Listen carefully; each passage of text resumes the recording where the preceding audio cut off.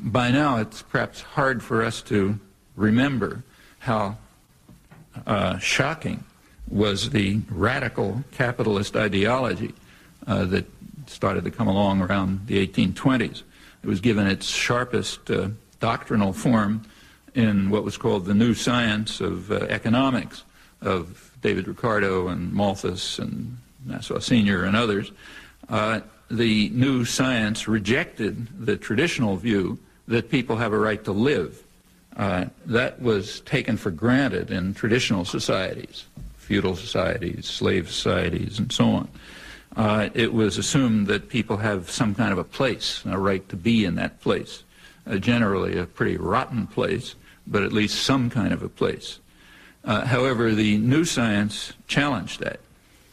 It proved, with the certainty of Newton's laws, as Ricardo put it modestly, it proved that people have no rights apart from what they can gain in the market. You only hurt the poor by trying to help them, so the new science proved.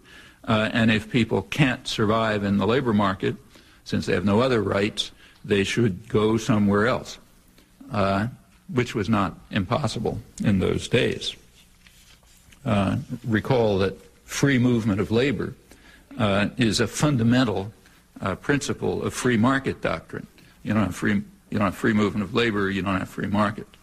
That's one of the many principles that are overlooked as the theory has been converted into a weapon, an ideological weapon of oppression in the service of the vile maxim and the opulent minority, relying very heavily on state power.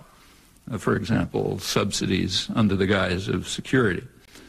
I should add that even Ricardo, who was the leading exponent of the new science, was unable to free himself completely from traditional human sentiments.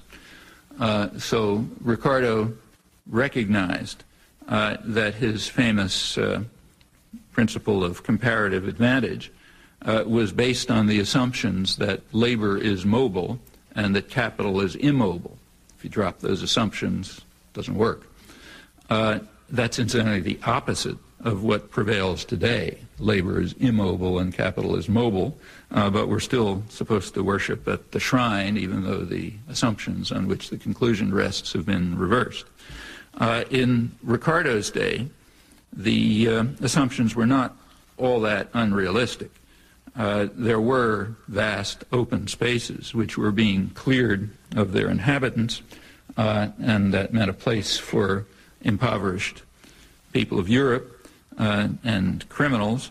There was much less need for prisons in those days because you could send them off to the United States and Australia, and also for poor people. They could move once the land was cleared. But what about capital? Well, capital was largely a matter of land, and land is immobile, so that part of the assumption is correct. But as for the rest, Ricardo remained a captive of pre-capitalist values.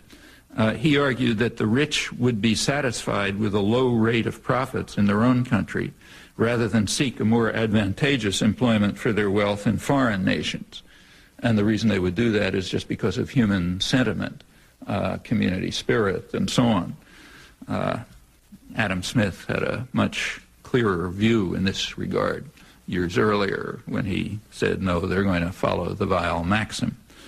So the point is, even Ricardo found it hard to free himself from the taint of human sentiments, despite the teachings of the new science. But it was a dramatic change.